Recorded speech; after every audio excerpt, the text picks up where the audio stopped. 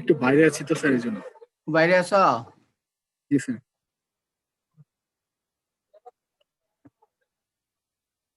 এই 100 হয়েছে, এখন দেখি 100 উপরে উঠে কিনা।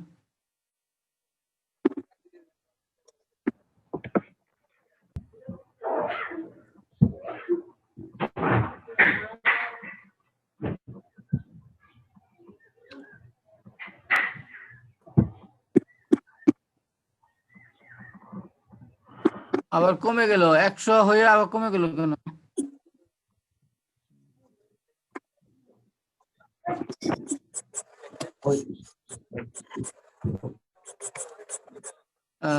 শাহানুর, জি স্যার। তোমাকে আমি কালকে মেইলে লেকচার নোটটা পাঠাইছি। স্যার লেকচার নোটটা স্যার মেলে আসে নাই স্যার, আমি কয়েকবার চেক করেছি। আচ্ছা, তাহলে আমি আবার অন্যভাবে পাঠাবো, অন্যভাবে। Thank you sir. আচ্ছা ঠিক আছে, তাহলে আমি শুরু করি কেমন?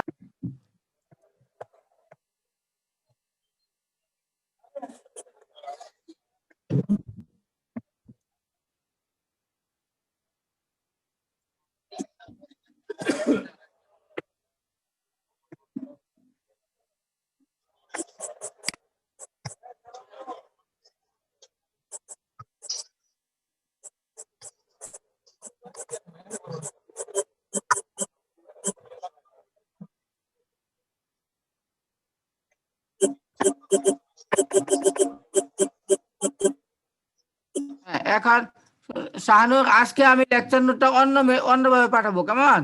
আচ্ছা স্যার, সমস্যা নেই স্যার, আমার মেলে পাঠিয়ে দিলে হবে। হ্যাঁ, তুমি সবাইকে দিয়ে দিও। জি স্যার, অবশ্যই। হুম। এখন আমরা গতকাল যেখানে ছিলাম তারপর থেকে শুরু করি, দেখা যায়? জি স্যার, দেখা যাচ্ছে স্যার। আচ্ছা, অনেক কিছু বাদ দিয়ে আমি পড়াচ্ছি, কিন্তু কারণ তোমাদের অত কিছু দরকার নাই, যা পড়াইলাম সেইটা পড়বা। আচ্ছা স্যার।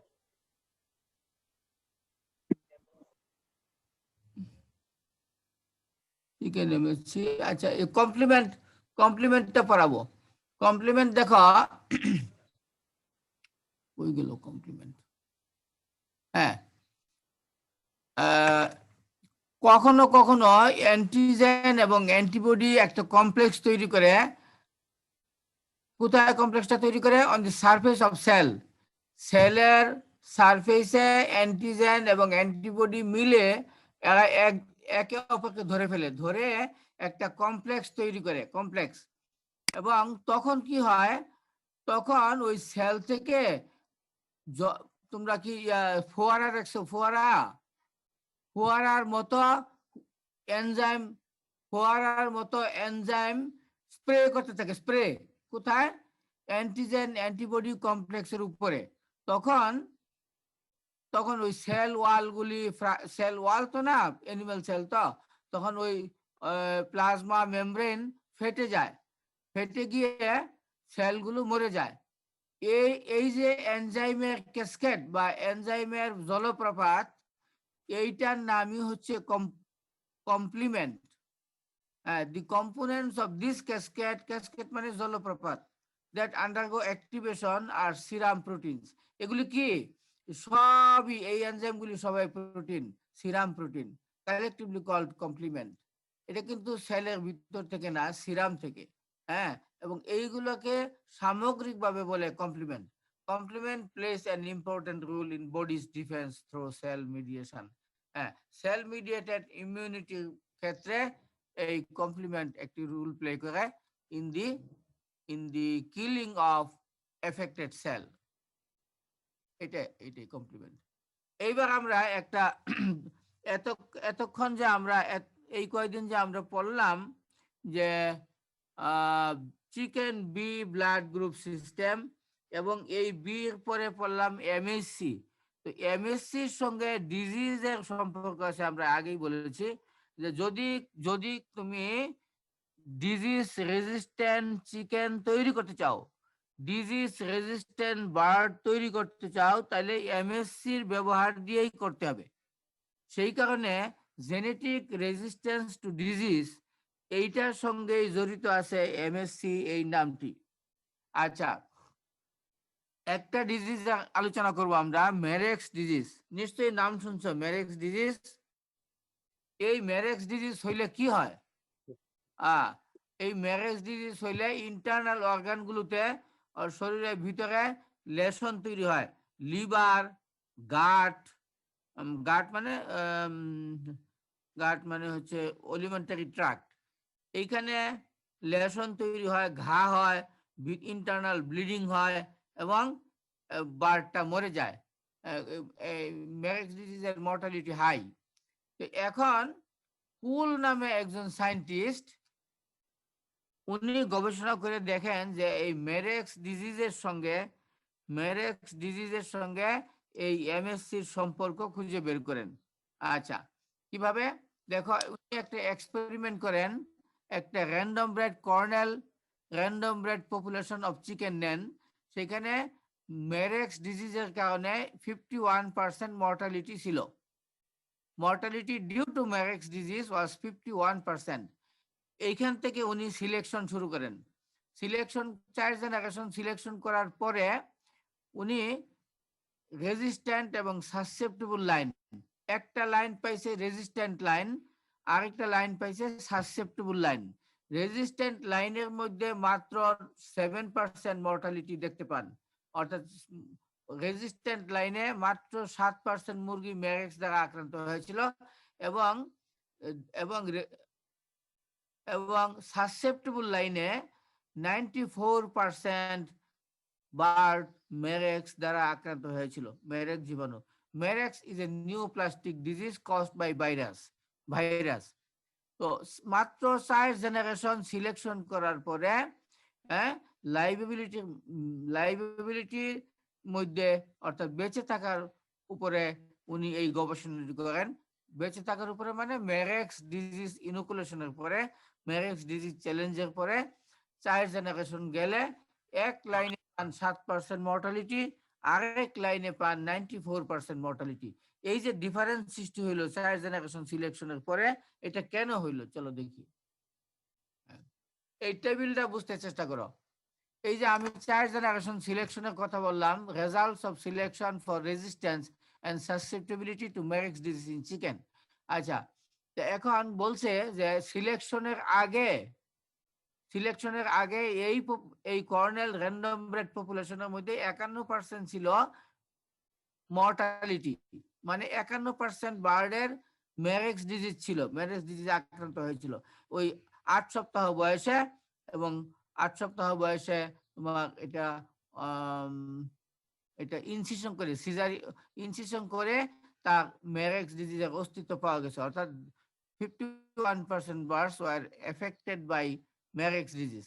ওকে, এখন সিলেকশন করার পরে দেখো যে লাইনটা রেজিস্ট্যান্ট তার সেইখানে 7% মর্টালিটি, এবং যে লাইনটা সাসসেপ্টেবল সেই লাইনে 94% মর্টালিটি পাওয়া গেছে।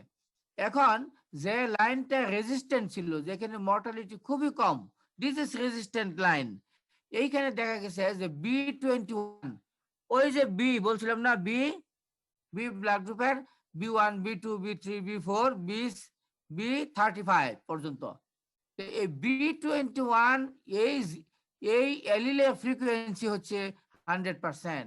1 B21 এলিলের ফ্রিকোয়েন্সি হচ্ছে, এলিল মানে হ্যাপ্লোটাইপ, কালকে আমরা বলেছি B21 হ্যাপ্লোটাইপের ফ্রিকোয়েন্সি হচ্ছে 100% বা 1। এবং এই লাইনে, এই রেজিস্ট্যান্ট লাইনে যেখানে 7% মুরগি মেরেক্স দ্বারা আক্রান্ত হয়েছে, এখানে B19 এর হ্যাপ্লোটাইপ ফ্রিকোয়েন্সি ছিল 0। অর্থাৎ B21 যখন বেড়ে যায় তখন রেজিস্ট্যান্সও বেড়ে যায়, মর্টালিটি কমে যায়।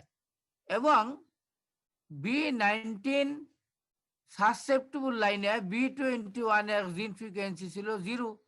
জিন ফ্রিকোয়েন্সি বলতে আমি হ্যাপ্লোটাইপ ফ্রিকোয়েন্সি বুঝিয়েছি। তাহলে B21 এর ফ্রিকোয়েন্সি 0, এবং এই সাসসেপ্টেবল লাইনে যেখানে 94% মুরগি মেরেক্স দ্বারা আক্রান্ত, এইখানে B19 এর ফ্রিকোয়েন্সি হচ্ছে 0.97। আচ্ছা, এখানে কিছু কথা বলে নেই। অর্থাৎ মূল কথা হচ্ছে যে B21 এখানে ডমিনেন্ট। জেনোটাইপের মধ্যে B21 থাকলেই আর যাই থাকুক, B21, B21, B21, B19, B5, B6, B18, B35 যাই থাকুক না কেন, একটা B21 থাকলেই, যেহেতু B21 ডমিনেন্ট, কাজে একটা B20 থাকলে এই লাইনটা রেজিস্ট্যান্ট হবে, সেখানে মর্টালিটি কম হবে।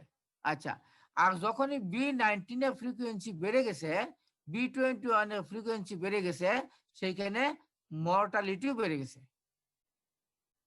টেবিলটা বুঝতে পারছো কিনা দেখো তো, নাহলে আরো আলাপ করবো, বুঝতে হবে এটা। বুঝতে পারছো? স্যার আরেকবার বলে ভালো হতো। আরো 100 বার বলবো, কিন্তু তোমার মনোযোগ দিতে হবে তো। কুল, একটা সায়েন্টিস্টের নাম COLE, এই কুল আমেরিকার একটি ইউনিভার্সিটিতে, কর্নেল ইউনিভার্সিটিতে এই গবেষণাটি করেন। তিনি তিনি একটা মুরগির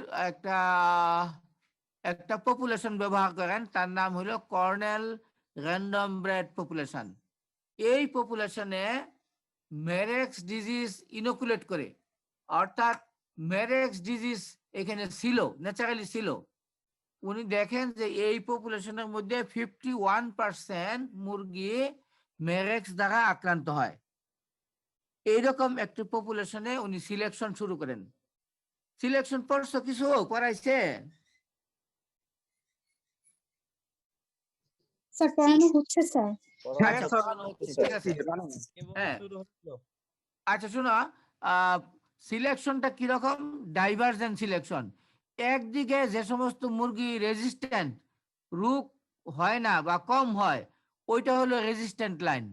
ওই লাইনে ক্রমে ক্রমে সিলেকশন করেন, অর্থাৎ প্রথম জেনারেশনে যে মুরগিগুলো রেজিস্ট্যান্ট, ডিজিজ হয় না, এগুলো বাপ মা হিসাবে সিলেক্ট করেন, তাদের ডিম ফুটায় সেকেন্ড জেনারেশন তৈরি করেন, থার্ড জেনারেশন তৈরি করেন, ফোর্থ জেনারেশন তৈরি করেন, সিলেকশন করে করে ফোর্থ জেনারেশনে এসে দেখেন যে রেজিস্ট্যান্ট লাইনে মাত্র 7% মুরগি মেরেক্স ডিজিজ আক্রান্ত হয়েছে।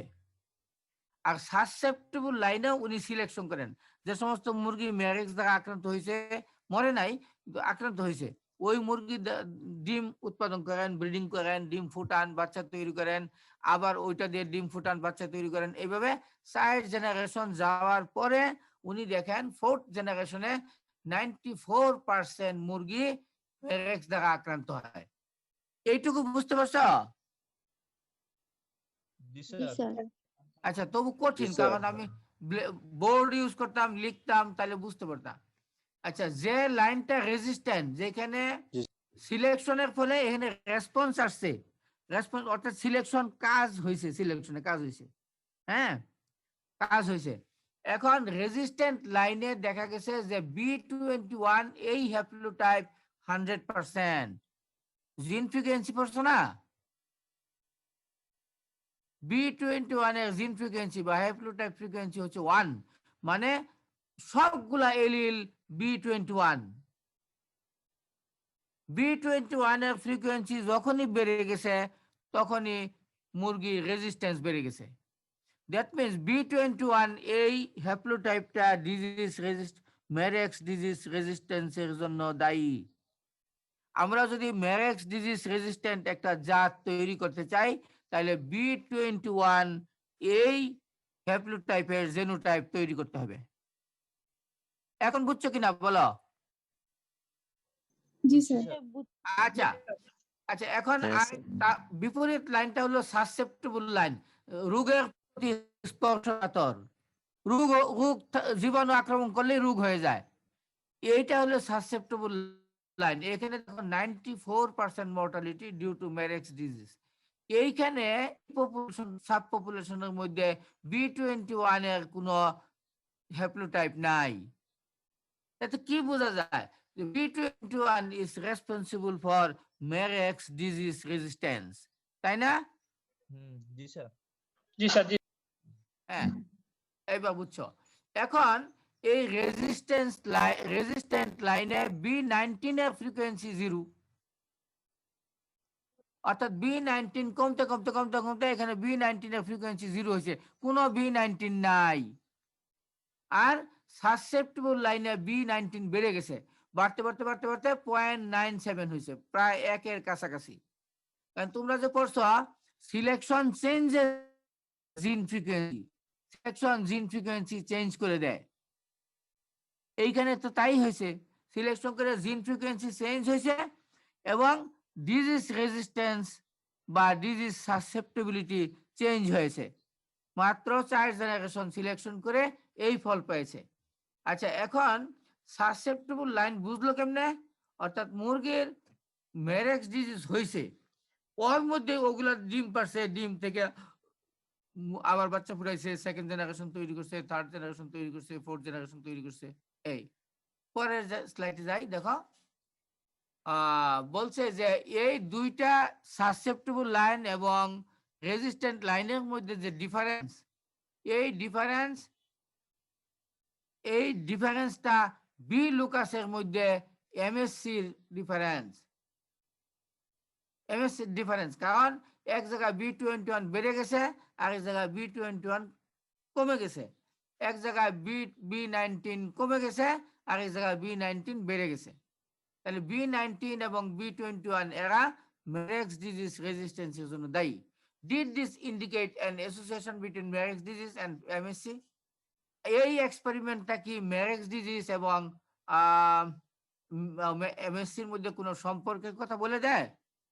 দেখো, high frequency of B21 allele মানে এখানে হ্যাপ্লোটাইপ, high frequency of B21 allele in the resistant line indicate that this allele conferred or was in some way actively associated with resistance to Marek's disease. আমরা স্পষ্ট বুঝতে পারলাম যে কোনো না কোনো ভাবে B21 এলিলটাই, B21 হ্যাপ্লোটাইপটাই মেরেক্স ডিজিজ রেজিস্ট্যান্সের জন্য দায়ী। এবং B19 সম্বন্ধে কি কথা? and B19 conferring susceptibility, এটা প্রশ্নবোধক যে B19 কি সাসেপ্টেবল এর জন্য দায়ী, সেটা আমরা পরের আলোচনায় আসতেছি। তবে এইটা শিওর যে B21 এই এলিলটা, এই হ্যাপ্লোটাইপটা, এটা এলিল না বলে হ্যাপ্লোটাইপ বলা উচিত, B21 এই হ্যাপ্লোটাইপটি মেরেক্স ডিজিজের সঙ্গে অ্যাসোসিয়েটেড। এটা যত বাড়বে মেরেক্স ডিজিজ তত কমবে। কোনো সন্দেহ নাই যে মেরেক্স ডিজিজ এবং B21 এলিলের সঙ্গে স্ট্রং অ্যাসোসিয়েশন রয়েছে। আমরা জানি B21 হচ্ছে কমপ্লিটলি ডমিনেন্ট, কাজে B21 থাকলো আর যে কোনো এলিল থাকুক গা, আর যে কোনো এলিল থাকুক, B1 থেকে B35 এর মধ্যে যে কোনো এলিল থাকুক, এইটা B21 যেহেতু ডমিনেন্ট, কাজে একটা B21 থাকা মানেই হচ্ছে এইটা ডিজিজ রেজিস্ট্যান্ট হবে। সব ডিজিজ না, মেরেক্স disease. They also show that B19 is not the only antigen associated with susceptibility. Cool scientist দেখেন যে B19 শুধুমাত্র B19 যে সাসেপ্টিবিলিটির সঙ্গে জড়িত তা নয়, the increase in frequency of B19 in the susceptible selection line may have no special significance.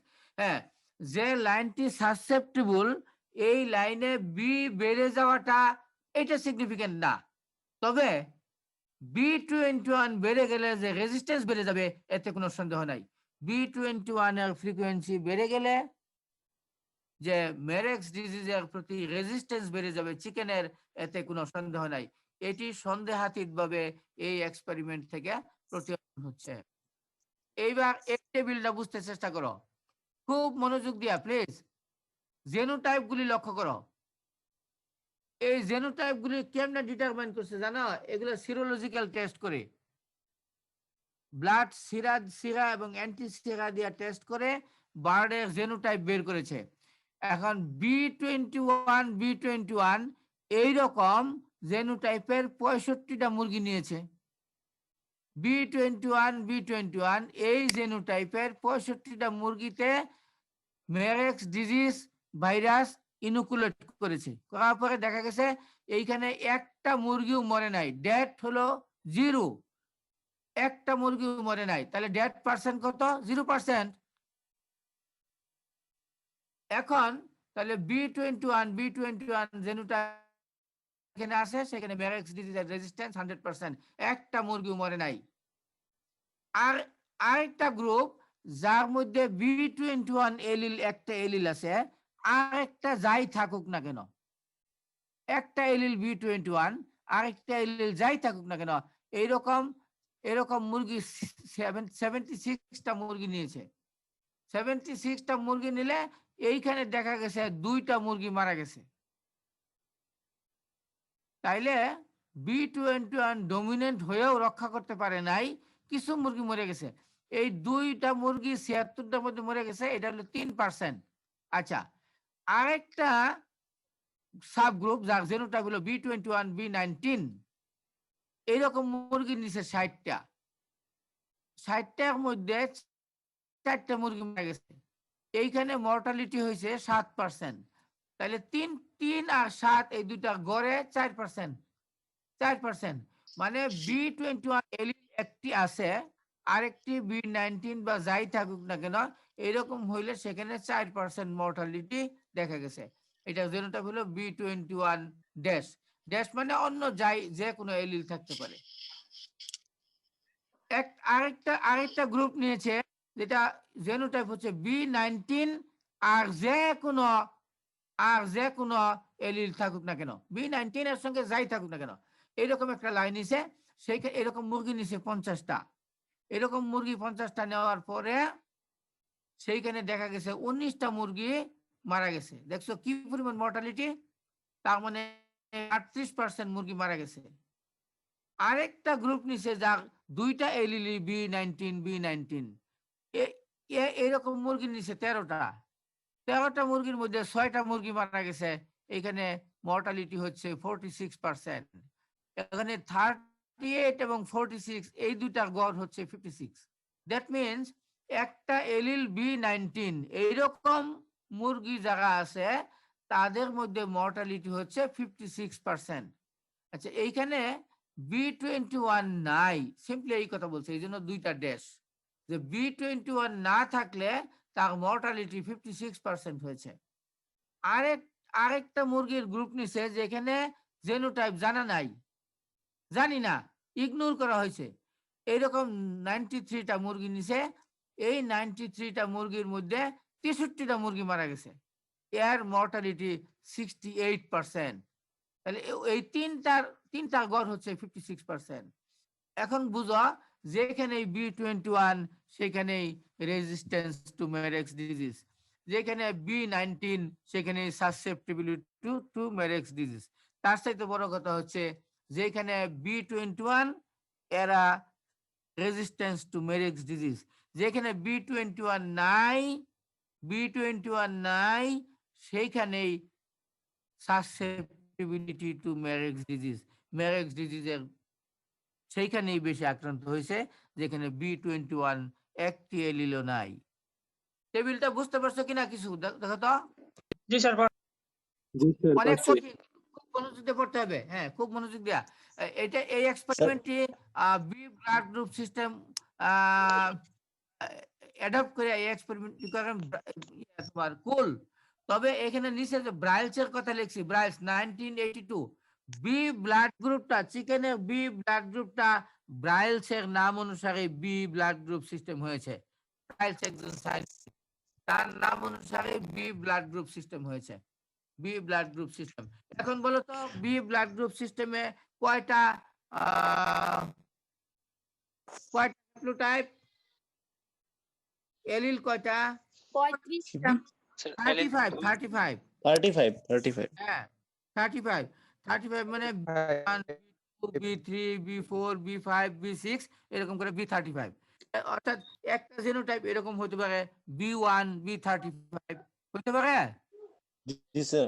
পারে B34 B35 হতে পারে, B21 হতে পারে, স্যার B19 B। হ্যাঁ স্যার, বলো। এখানে আমরা B21 বা B19 কে হ্যাপ্লোটাইপ কেন বলছি sir?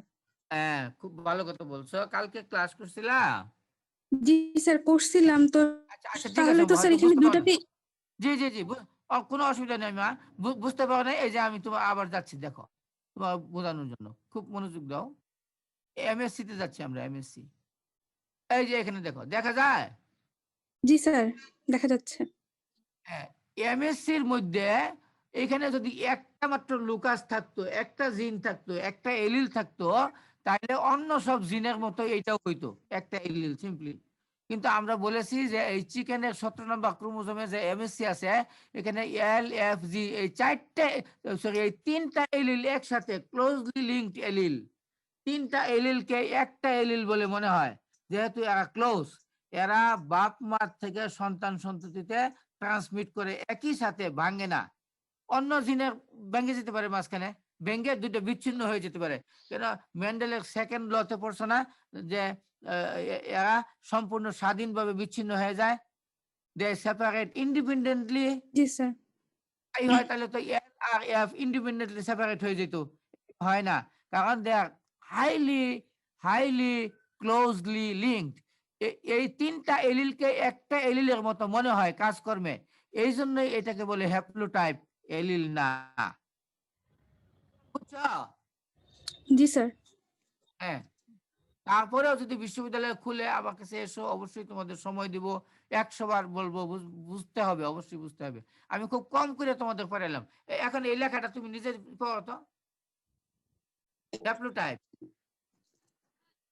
Haplotype, because the MHC loci are so closely linked, the set of এই কথা allele, লিঙ্কড, এরা জি স্যার, ক্রোমোজোমের এত এত কাছাকাছি অবস্থিত যে এখানে ক্রসিং ওভার হওয়ার সম্ভাবনা সম্ভাবনা কম। একেবারেই কম। এরা মরলেও একসাথে মরবে, বাঁচলেও একসাথে মরবে, প্যারেন্ট থেকে প্রজনীতে একসাথে যায়। যদিও এরা তিনজন, একজন না, এই তিনজনকে একটা ইউনিট ধরা হয়, এই ইউনিটটাই হচ্ছে হ্যাপ্লোটাইপ। হ্যাঁ, এখন পরে বুঝো। A set of alleles, one per locus, that happen to be on a particular chromosome are usually inherited as a single unit known as haplotype. এখন ক্লিয়ার হয়েছে কিনা বলো? Since chromosomes occur, G sir, it clear হয়েছে। হ্যাঁ, Since chromosomes occur in pairs, each animal has two MHC haplotypes arising from sire and dam. Crossing over Acha. within the MHC is infrequent as they are closely linked. জি, এইখানে হ্যাপ্লোটাইপের সংজ্ঞা পরীক্ষা আসতে পারে। হ্যাপ্লোটাইপের মধ্যে এইখানে যতগুলা কথা আছে, যত ওয়ার্ড আছে, প্রত্যেকটা ওয়ার্ড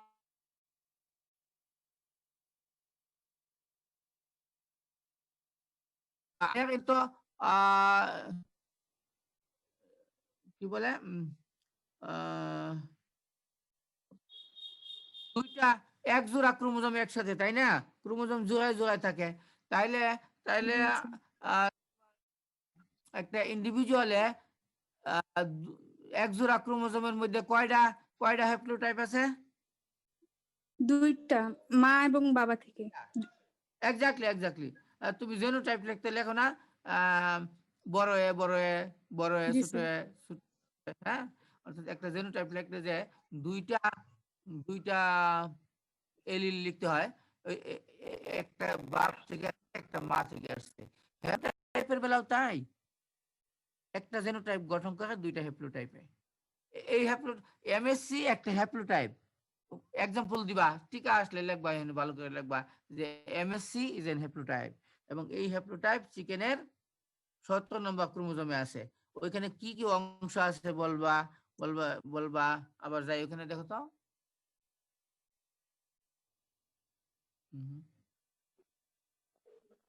এই যে সেখানে তিনটি এলিল আছে, একটা এল, একটা এফ, একটা জি।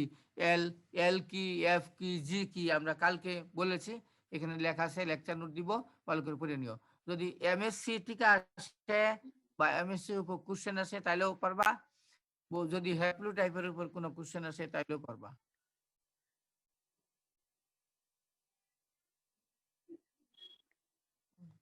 এই যে এখানে দেখো, এই যে এখানে ওইগুলো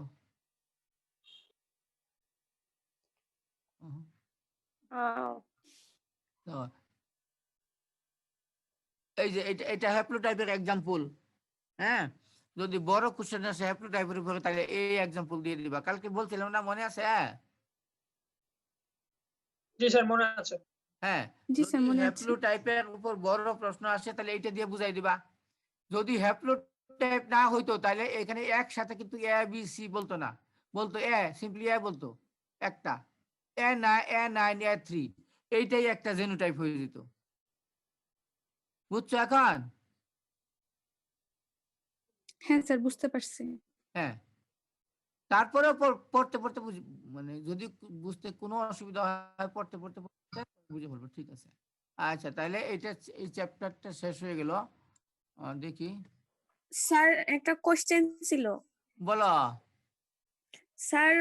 গতকালের ক্লাসটা থেকে আপনি বলছিলেন sir graft versus host reaction, হ্যাঁ হ্যাঁ, এই জিনিসটা জিবিএইচআর।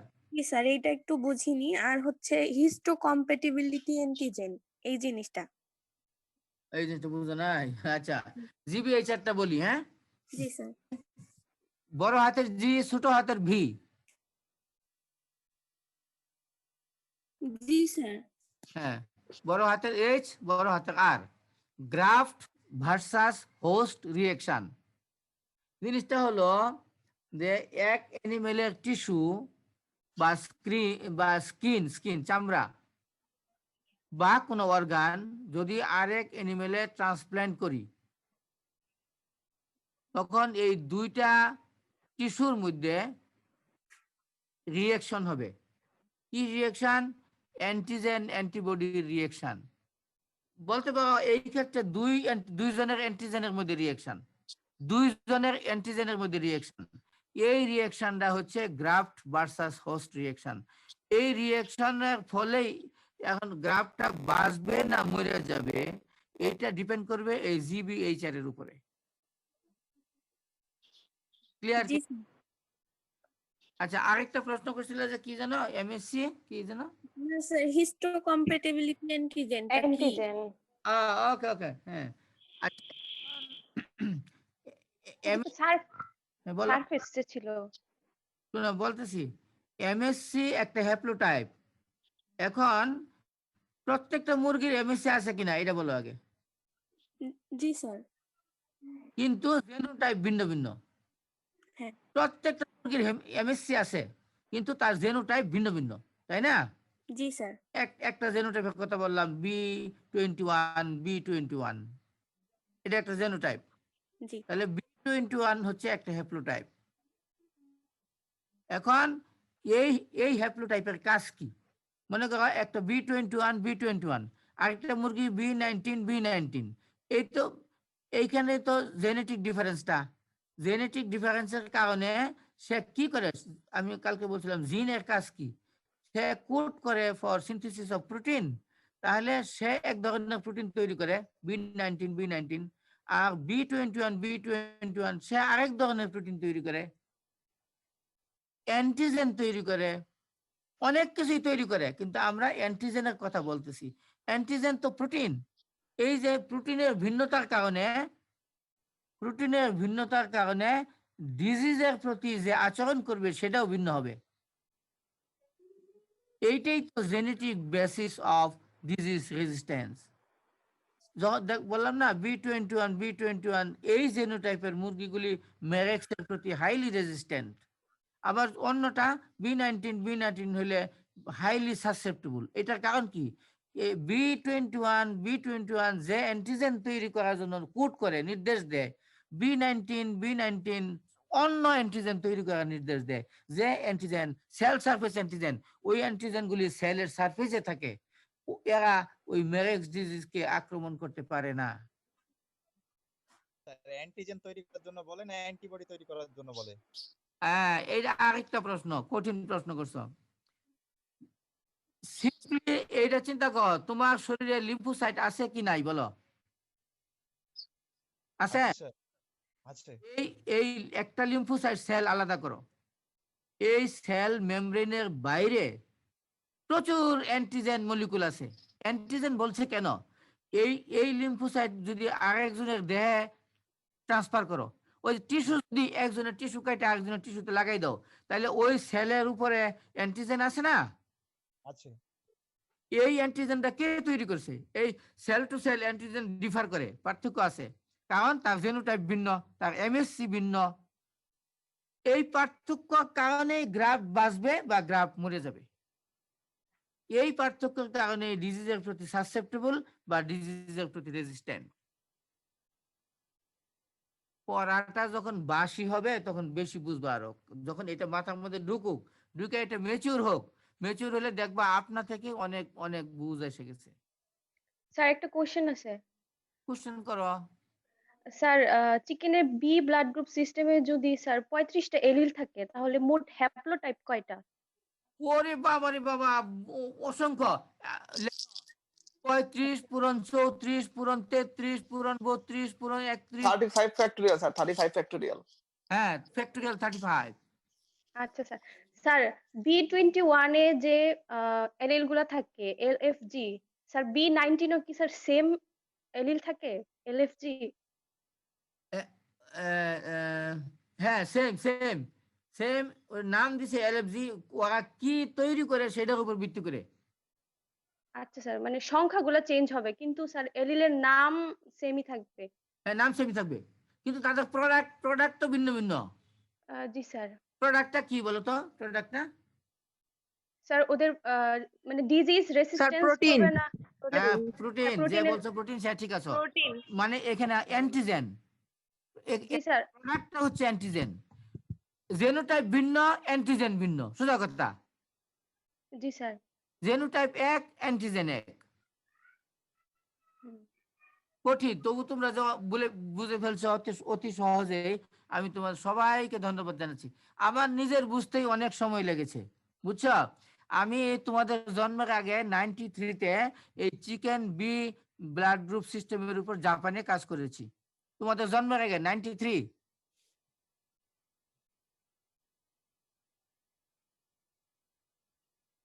তখন আমার বুঝতে অনেক কষ্ট হয়েছে। এখন তো অনেক আগেছে। এখন ওই যে পোলট্রি ব্রিডিং কোম্পানি, তারা কিন্তু disease resistant broiler, disease resistant layer তৈরি করার জন্য চেষ্টা করতেছে। কিছু কিছু তো ক্ষেত্রে তৈরিও করেছে। অনেক ডিজিজের এগেনস্টে ব্রিডিং কোম্পানি তোমার চিকেন লাইন তৈরি করেছে। স্যার আরেকটা প্রশ্ন স্যার। বলো বলো, এদের ম্যারেক্সের কোনো ভ্যাকসিন লাগবে না B21 হলে। স্যার আমরা অ্যান্টিজেনকে সবসময় প্রোটিন বলছি কেন? অ্যান্টিজেন তো স্যার প্রোটিন ছাড়া ভিন্ন কিছু হতে পারে, যেমন ভাইরাস হতে পারে, ব্যাকটেরিয়া হতে পারে, যে কোনো কিছু হতে পারে। হ্যাঁ, ভালো, এই প্রশ্ন তুমি খুব বুঝছো, আমি বুঝতে পারলাম। কিন্তু আমরা যে অ্যান্টিজেনের কথা বলতেছি, এটা সেল সারফেস অ্যান্টিজেন। ওই সেলের গায়ে লেগে আছে যে অ্যান্টিজেন গুলো, সেই অ্যান্টিজেনের কথা বলছি শুধু। জি স্যার। হ্যাঁ, আপনি বলছেন স্যার হচ্ছে ম্যারেক্স ডিজিজ হচ্ছে plastic disease. New plastic disease. Sir এটা জিনিসটা কি স্যার? নিউ প্লাস্টিক ডিজিজ হচ্ছে টিউমার তৈরি করে, টিউমার ক্যান্সারের মতো, বুঝছো। এই ডিজিজটা হইলে তোমরা যখন ফিল্ডে চাকরি করবা, কেমন ফিল্ডে যখন চাকরি করবা বড় বড় পোল্ট্রি ফার্মে, তখন তুমি অ্যানিমেল হাজবেন্ডারি কি ভেটেরিনারি, তাদের সেটা সেটা বলবে না। তাদের দরকার হলো তোমার কাছ থেকে সার্ভিস, তাই না? বলবে মুরগির ইয়ে করো, পোস্টমর্টেম করো, বলবে, এটা বলবে মুরগি মরে গেছে, পোস্টমর্টেম করো। পোস্টমর্টেম করলে তখন ম্যারেক্স ডিজিজের মুরগিগুলো দেখা যাবে লিভার এবং গ্যাস্ট্রো ইন্টেস্টাইনাল ট্রাক্টের মধ্যে ঘা হয়ে গেছে, ঘা, ওখানে রক্ত বেরিয়ে আসছে, মুরগির পাতলা পায়খানা, মুরগির প্যারালাইসিস, এসব হচ্ছে। তো এখন এইটা হলো ম্যারেক্স ডিজিজের লক্ষণ। আর এখন ধরো ডাক্তারি শাস্ত্রে ডিজিজ ডায়াগনোসিসের জন্য টেস্ট আছে, অনেক কিছু আছে। মুরগি দেখেই তো আর বলা যায় না। তবে পোস্টমর্টেম করতে হবে, যেখানেই থাকো শিখতে হবে আর কি, চাকরিতে গিয়ে। তখন ম্যারেক্স ডিজিজের রুগী দেখলেই বুঝতে পারবে। ম্যারেক্স ডিজিজ ফিল্ডে আসে। হ্যাঁ, ইমিউনোজেনেটিক্স এর চ্যাপ্টারটা শেষ হয়ে গেল। একটা আলাপ করবো, তোমাদের প্রশ্ন থাকলে বলো, পরে আমি আলাপে চলে যাই।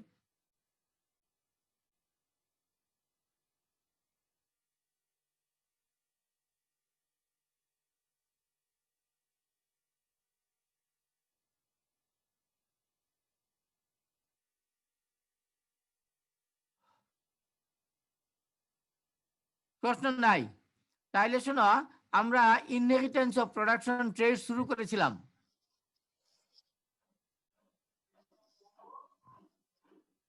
এই ইনহেরিটেন্স অফ প্রোডাকশন ট্রেস এইটা শুরু করে এক প্রোডাকশন শেষ করেছিলাম। আমরা বলেছিলাম যে ইনহেরিটেন্স অফ প্রোডাকশন ট্রেস এর মধ্যে কি কি জিনিস পড়ে? Inheritance of egg production, inheritance of growth rate, inheritance of meat production, inheritance of fertility, inheritance of hatchability, inheritance of feed efficiency. এইগুলোর মধ্যে আমরা এক প্রোডাকশনটা শেষ করেছিলাম, ঠিক না?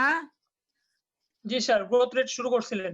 গ্রোথ রেট শুরু করেছিলাম। চলো ওখানে যাই, একটু আলাপ করি ওখানে।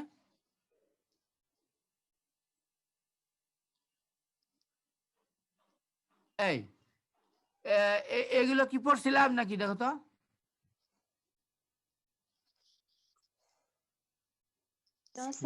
না স্যার। আচ্ছা, স্যার, তাহলে এখন আমরা থেকে। এখান থেকে শুরু করি। দেখো, ব্রয়লারের কোন ট্রেডটা সবচেয়ে বেশি ইম্পর্টেন্ট বলো তো? Broiler growth growth growth rate, হ্যাঁ, Growth growth rate. Rate, right. আর লেয়ারের বেলায় এগ প্রোডাকশন, প্রোডাকশন খুব রেট, সহজ প্রোডাকশন। প্রশ্ন, হ্যাঁ খুব সহজ প্রশ্ন। তাহলে এখন এই যে মুরগির গ্রোথ রেট, বিশেষ করে আমরা ব্রয়লারের কথা আলাপ করব, এই গ্রোথ রেট এর জেনেটিক্সটা কি, কিসের উপর, কোন জেনোটাইপ বা কোন জিন, এগুলোর উপরে গ্রোথ রেট ডিপেন্ড করে। এই জেনেটিক স্ট্যান্ড পয়েন্টে, জেনেটিক ভিউ পয়েন্টে আমরা একটু পড়বো। দেখো, growth is defined age N increase in body size. Growth তখনই হবে যখন বডি সাইজ বাড়বে। বডি সাইজ বাড়বে, ওজন বাড়বে, গ্রোথ বাড়বে, তাই না? এই গ্রোথটা হয় তিনটা কারণে। গ্রোথটা হয়, ওজন বাড়ে। একটা হলো hypertrophy, increase of cell size, সেলের আকার বৃদ্ধি পায়। সেলের সংখ্যা ঠিক থাকলেও সেলের আকার বৃদ্ধি পায়। তাইলে মুরগির ওজন বাড়বে না কমবে? বাড়বে। অফকোর্স বাড়বে। পারবে। সেলের ভলিউম বাড়বে, সেলের ভিতরে কন্টেন্ট বাড়বে, মুরগির ওজন বাড়বে। তাহলে হাইপারট্রফি এটা গ্রোথের একটা কারণ। হাইপারট্রফি মানে increase of cell size, not cell number. আচ্ছা, hyperplasia, increase in cell number. সেলের সংখ্যা যদি বাড়ে তাহলে মুরগির ওজন বাড়বে, এটাকে বলে হাইপারপ্লাসিয়া, মনে রাখো। তাহলে সেলের সংখ্যা বাড়বে, সেল নিজে বৃদ্ধি পাবে। এই দুইটা কারণ গেল। আর তিন নম্বর কারণ হচ্ছে ইন্ট্রাসেলুলার ফ্লুইড, অর্থাৎ সেলের ভিতরে যদি পানি জমা হয়, ফ্লুইড জমা হয়। ব্রয়লারের মধ্যে তো সব পানি, মুরগি যে ব্রয়লার মুরগি যে কিনো সব পানি। কারণ অল্প বয়সের মুরগি, 1 মাস বয়স, যত কম বয়স পানির পরিমাণ তত বেশি। দেখো না বাচ্চাদের শরীর তুলতুলে, দেখছ জি স্যার। না? স্যার। কারণ এদের সেলগুলোতে পানি অনেক বেশি, পানি অনেক বেশি, সেল কন্টেন্ট অনেক বেশি, কিন্তু সেল মেমব্রেন একদম পাতলা। ফলে টাচ করলে, বাচ্চার গায়ে হাত দিলে কিরকম মনে হয়? তুলতুলে। হ্যাঁ, তো বলছি যে সেলের ভিতরে পানি জমে, পানি জমলে মুরগির ওজন বেড়ে যায়।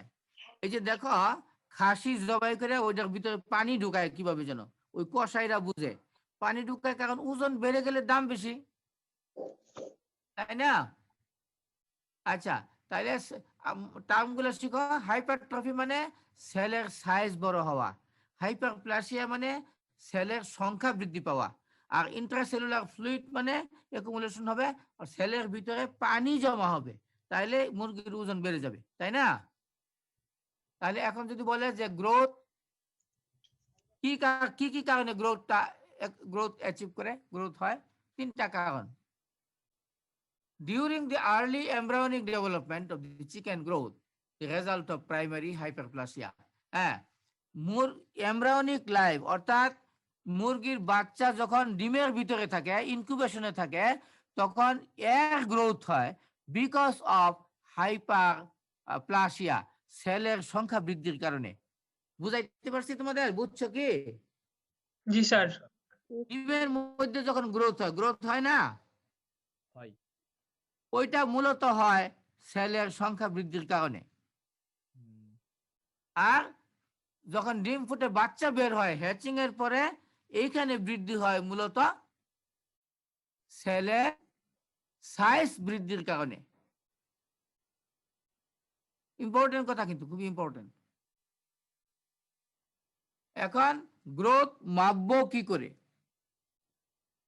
বডি ওয়েট, মুরগির ওজন করব, গ্রোথ পেয়ে যাব। এখন ধরো মুরগির হ্যাচ ওয়াইট আর এক সপ্তাহের ওজন জানা আছে, হ্যাচ ওয়াইট জানা আছে আর এক সপ্তাহ বয়সের ওজন জানা আছে, তাহলে এখানে আমরা গ্রোথ বের করবো কেমনে বলো তো?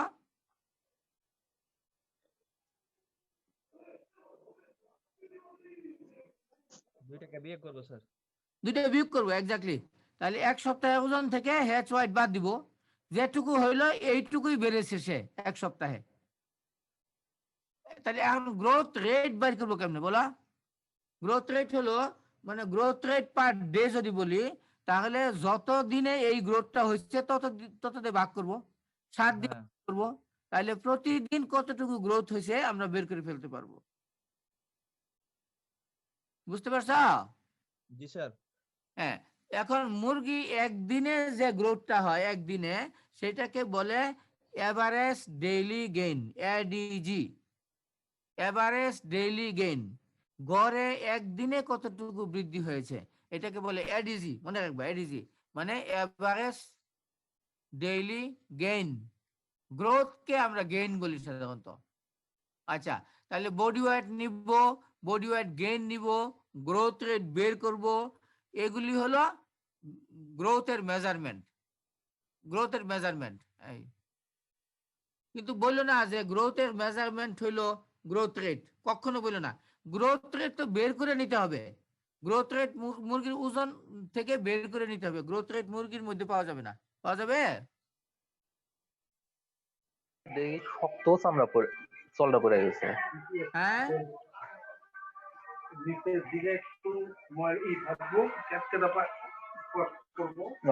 ওটা তো পড়িচ্ছে। মিউট করো, মিউট মিউট। আচ্ছা, এখন বলছে যে গ্রোথের ইনহেরিটেন্সটা কি? গ্রোথের ইনহেরিটেন্সটা কি? না না, কি হয়েছে? Mute mute.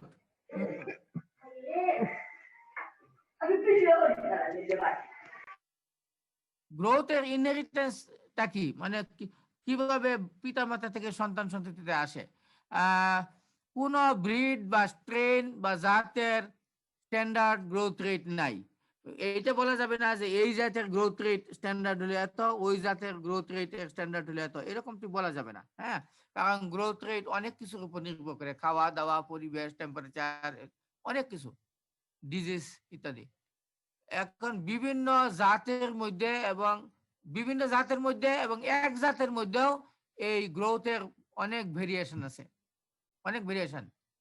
সুতরাং বলা যায় যে এইটার যে গ্রোথের যে ভেরিয়েশন, এটা পলিজেনিক, এটা কোয়ান্টিটেটিভ ট্রেট, পলিজেনিক ইনহেরিটেন্স। এখন সেক্স লিঙ্কড একটা জিন আছে, যে জিনটা এক্স ক্রোমোজোমের উপর অবস্থিত। এই জিনটা তোমার গ্রোথের উপর প্রভাব বিস্তার করে। কমপক্ষে একটা সেক্স লিঙ্কড জিন আছে যেটা এক্স ক্রোমোজোমের উপর অবস্থিত, এইটা এই গ্রোথকে অনেকখানি প্রভাবিত করে।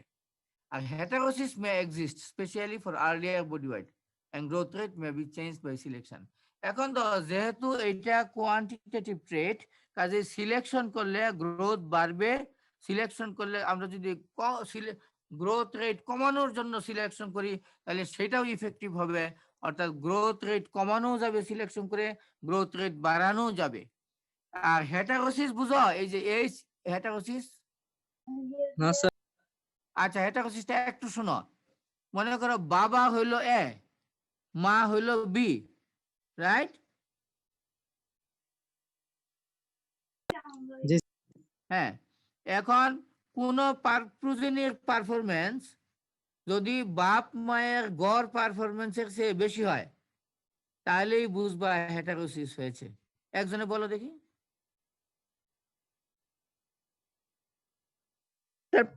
প্রোজেনির পারফরমেন্স যদি প্যারেন্ট পারফরমেন্সের গড়ের থেকে বেশি হয়, তাহলে সেটাকে হেটেরোসিস বলে। গুড। এখন মনে করো 1 মাস বয়সে বাপের ওজন ছিল 1 কেজি, মায়ের ওজন ছিল 800 গ্রাম 1 মাস বয়সে। আর বাচ্চাটার 1 মাস বয়সে ওজন হয়েছে 1100 গ্রাম, এখানে হেটারোসিস হয়েছে কিনা বলো? জি স্যার হয়েছে। স্যার হইছে। এটা পার্সেন্ট বের করা যাবে। বাপ মায়ের গড় কত হইলো তাহলে? 900 গ্রাম। 900 গ্রাম। আর বাচ্চাটার ওজন একই বয়সে 1100 গ্রাম, এই 200 গ্রাম হেটারোসিস হয়েছে। অ্যানিম্যাল ব্রিডিং এ হেটারোসিস খুবই ইম্পর্টেন্ট, খুবই, এবং অনেক ক্ষেত্রে হেটারোসিসকে কাজে লাগানো হয়। এই যে ব্রয়লার, এখানে হেটারোসিসকে কাজে লাগিয়েছে, লেয়ার এখানেও হেটারোসিসকে কাজে লাগিয়েছে। দেখি তোমাদের পরে কিছু পড়াইতে পারি কিনা। হ্যাঁ, এখন হেরিটেবিলিটি পড়াইছে তোমাদের না? প্র্যাকটিক্যালে দেখাইছে। হেরিটেবিলিটি সম্বন্ধে কেউ আছে? না স্যার। না স্যার। আচ্ছা আচ্ছা, এখন শুনো, হেরিটেবিলিটি হচ্ছে একটা জেনেটিক প্যারামিটার। কি এটা? Genetic parameter. হ্যাঁ, অর্থাৎ একটা ট্রেট বাপ মা থেকে সন্তান সন্ততির মধ্যে কত অংশ ইনহেরিট করলো, এইটাই হেরিটেবিলিটি। বলো, কেউ পারো নাকি?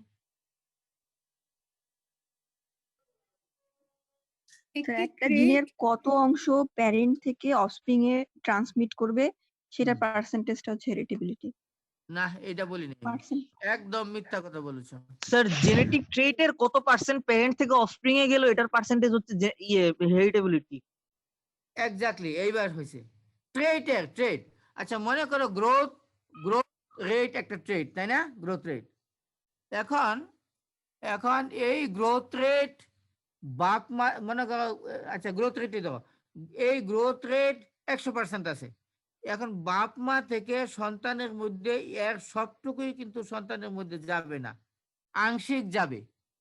এখন মনে করো 70% বাপ মা থেকে সন্তান সন্ততির মধ্যে ট্রান্সমিট করলো, এই ট্রেটটা চলে আসলো, এই বৈশিষ্ট্য বাপ মা থেকে সন্তান ধারণ করলো 70%, এই হেরিটেবিলিটি 70%।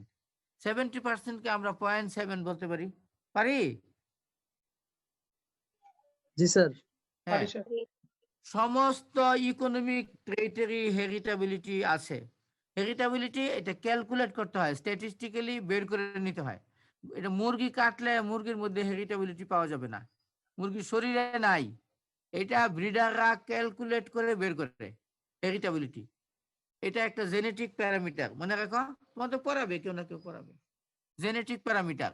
এখন এই heritability ranges from 0 to 1, heritability 0 থেকে 1 পর্যন্ত। যদি কোনো ট্রেটের হেরিটেবিলিটি 0 হয়, তাহলে এটা বাপ মা থেকে সন্তান সন্ততিতে ট্রান্সমিট করে না। আর যদি হেরিটেবিলিটি 1 হয়, তাহলে বাপ মা থেকে 100% সন্তান সন্ততিতে ট্রান্সমিট হয়। বুঝতে পারছি?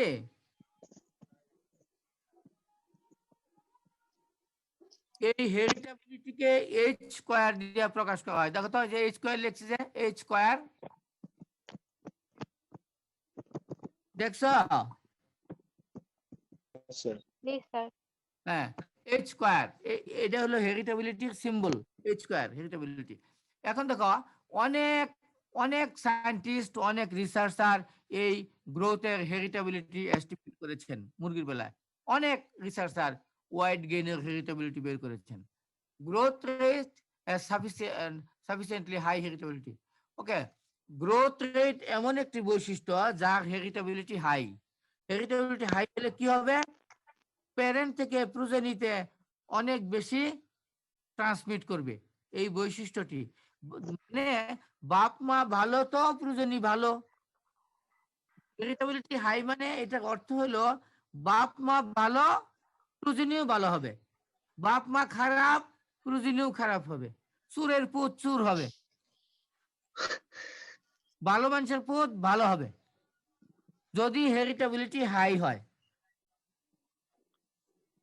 আচ্ছা, চুরের পুত চুর হবে, এটা হেরিটেবিলিটি হাই হবে না লো হইলে হবে? হাই। লো। নো, এই তো বুঝো নাই। হাই হাই হলে বাপ মায়ের বৈশিষ্ট্য সন্তান ধারণ করবে অনেকখানি, এর অর্থই হচ্ছে হাই হেরিটেবিলিটি। এটা খারাপ ট্রেট হোক ভালো ট্রেট হোক, সেটা গুণ হোক বা দোষ হোক,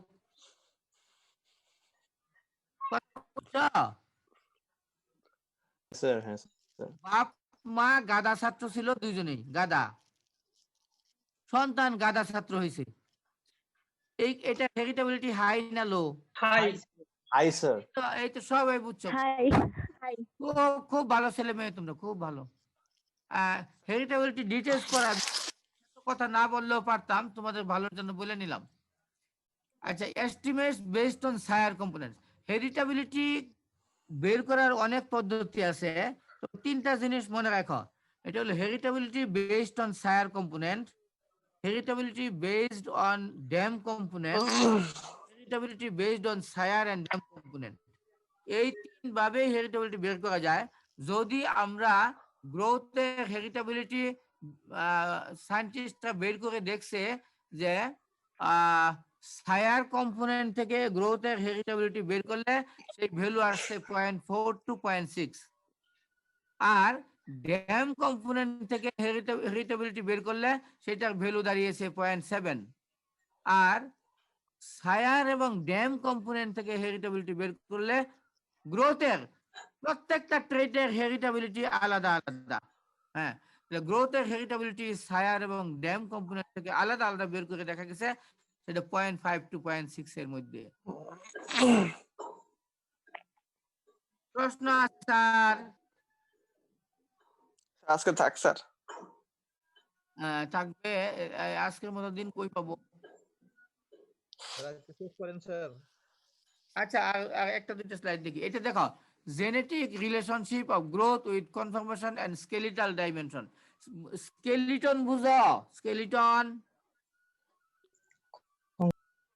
হ্যাঁ কঙ্কাল, রাইট। মুরগির গায়ের থেকে সব মাংস সরাই ফেলো, বিছারা সরাই ফেলো, স্কেলিটন দাঁড়ায় থাকবে। বলছে যে স্কেলিটাল ডাইমেনশন এবং বডি সঙ্গে গ্রোথের কি জেনেটিক রিলেশনশিপ আছে। টাইটেলটা দেখো, জেনেটিক রিলেশনশিপ অফ গ্রোথ। গ্রোথের জেনেটিক সম্পর্ক কার সঙ্গে? Conformation and skeletal dimension. Okay. Faster growing chicks have higher carcass grade. যে মুরগিটা দ্রুত বেড়েছে, ফাস্ট গ্রোয়িং, যে মুরগিটা দ্রুত বেড়েছে তার মাংসের কোয়ালিটিও ভালো হবে। There is positive genetic correlation between growth and shank length. মুরগির শ্যাঙ্ক ছিল, শ্যাঙ্ক, শ্যাঙ্ক জি স্যার চিনি স্যার। জি স্যার। হ্যাঁ, শ্যাঙ্ক লেংথের সঙ্গে কোন একটা পার্টিকুলার ব্রিডের জাতের শ্যাঙ্ক লেংথের সঙ্গে গ্রোথের পজিটিভ কোরিলেশন আছে। মানে শ্যাঙ্ক লেংথ যত বাড়বে গ্রোথ রেট তত বাড়বে। কিল লেংথের সঙ্গেও পজিটিভ জেনেটিক কোরিলেশন আছে, অর্থাৎ কিল লেংথ যত বাড়বে জেনেটিক কোরিলেশন যেহেতু পজিটিভ, কাজে গ্রোথ রেট তত বাড়বে। বডি ডেপথ এবং ব্রেস্ট মেজারমেন্ট যত বাড়বে বডি ওয়েট ততই বাড়বে, গ্রোথ রেট ততই বাড়বে। অর্থাৎ আমরা বডি ওয়েটে ইনডাইরেক্ট সম্পর্ক পেয়ে যাই শ্যাঙ্ক লেংথের সঙ্গে, কিল লেংথের সঙ্গে, ব্রেস্ট সঙ্গে। গ্রোথ কিল কিল না, কিল বোন, পোল্ট্রি পড়ানোর কথা। দুইটা কিল বোনের মধ্যকার দূরত্ব।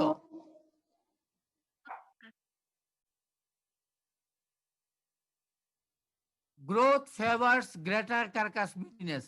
গ্রোথ যত দ্রুত হবে, গ্রোথ যত ভালো হবে, কার্কাসের মধ্যে মাংসের পরিমাণ তত বাড়বে। Body measurement such as kill length, breast length, width, trunk length, body depth, width are good indicator of skeletal size. আগে কথা বললাম যে স্কেলিটন বড় হবে কেন? স্কেলিটন বড় হবে যদি কিল লেংথ বাড়ে, ব্রেস্ট লেংথ বাড়ে এবং ব্রেস্ট উইথ বাড়ে, ট্রাঙ্ক লেংথ বাড়ে, বডি ডেপথ বাড়ে, থোরাক্স উইথ বাড়ে। এগুলোর সঙ্গে বডি ডাইমেনশনের অর্থাৎ বডি মেজারমেন্টের পজিটিভ কোরিলেশন রয়েছে। এই ছবি দেখো তো, তো এই যে ট্রাঙ্ক করতে বলে, এই যে ট্রাঙ্ক অর্থাৎ এইখান থেকে শুরু করে আমার কাজটা দেখো, এখান থেকে শুরু করে এই যে গলা পর্যন্ত এই জায়গাটা হলো ট্রাঙ্ক। সুতরাং এইটা মেপে ট্রাঙ্ক যত বড় মুরগির বডি ওয়েট তত বেশি। বাস এই জায়গাটা হলো থাই, এইটা ড্রামস্টিক, রান এটা হলো কিটা, শ্যাঙ্ক। হ্যাঁ এটা হলো শ্যাঙ্ক, রাইট। শ্যাঙ্ক যত লম্বা হবে বডি ওয়েট তত বেশি হবে। এই জন্য শ্যাঙ্ক মেপে কিন্তু সিলেকশন করে, অর্থাৎ শ্যাঙ্ক লম্বা শ্যাঙ্কগুলা মুরগি সিলেকশন করে, পরে দেখা যায় গ্রোথ রেট বেড়ে গেছে। কি বলে broiler breeder breast meat quality, এটা দেখো এই দুইটা ব্রয়লার দেখছো? জি স্যার। জি স্যার। আচ্ছা এই দুইটা ব্রয়লারের মধ্যে পার্থক্য বলো তো, একই বয়স কিন্তু পার্থক্যটা বলো। একটা একটা লম্বা। কোনটা ওজন বেশি হবে? স্যার নাম্বার 2 এর ওজন বেশি হবে। হ্যাঁ লম্বা হবে। কারণ এটা ট্রাঙ্ক লেংথ বেশি, আর অর্থাৎ মানে লেজ থেকে গলা পর্যন্ত এই দূরত্বটা 2 নাম্বারটাই বেশি। হ্যাঁ বেশি, 2 নাম্বার বেশি না, কাজে এটা ওজন বেশি হবে। এখন আমরা যদি এই ট্রাঙ্ক লেংথের উপর সিলেকশন করি তাহলে আমরা গ্রোথ রেট বাড়াইতে পারবো। বুঝাইতে পারছি কিনা বলো? জি স্যার। জি স্যার আজকে থাক। হ্যাঁ এইখানে আজকে থাকলো। তাহলে আবার কবে ক্লাস নিব? সোমবারে স্যার। স্যার সোমবারে তো ক্লাস আছে স্যার। সোমবারে ক্লাস আছে আপনার। না আমার ওইভাবে মেনটেন করতে পারবো না, কারণ ওই দিন আমার মিটিং